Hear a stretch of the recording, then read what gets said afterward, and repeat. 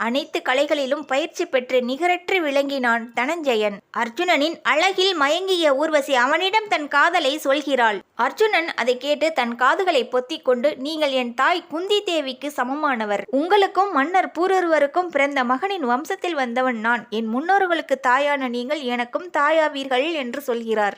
அர்ஜுனன் தன்னை தாய் என்று சொல்லியதால் நீ பேடியாக போக கடவாய் என்று சபித்து விட்டாள் ஊர்வசி. இதை இந்திரனிடம் சொல்லி புலம்புகிறார் அர்ஜுனன். உடனே ஊர்வசியிடம் இந்திரன் சாப விமோச்சனம் கேட்கிறார். அர்ஜுனன் ஒரு வருட காலம் மட்டுமே திருநங்கையாக வாழ்ந்தால் போதும், அதுவும் அது எப்போது என்று அவனே தீர்மானித்துக் கொள்ளட்டும் என்றாள். காலப்போக்கில் அந்த சாபம் அர்ஜுனனுக்கு வரமாக அமைந்தது. விராட தேசத்தில் யாருக்கும் தெரியாமல் ஓராண்டு காலம் வாழ்வதற்காக தன்னை திருநங்கையாக மாற்றிக்கொண்டார் அர்ஜுனன். தேவர்களை துன்புறுத்தும் காலகேயர்கள் என்னும் அரக்கர்களை அர்ஜுனன் அழித்ததால் தேவதத்தம் எனும் சங்கும் மணிமகுடம் பல பரிசுகள் கொடுத்து வழி அனுப்பினார் இந்திரன் அர்ஜுனனை.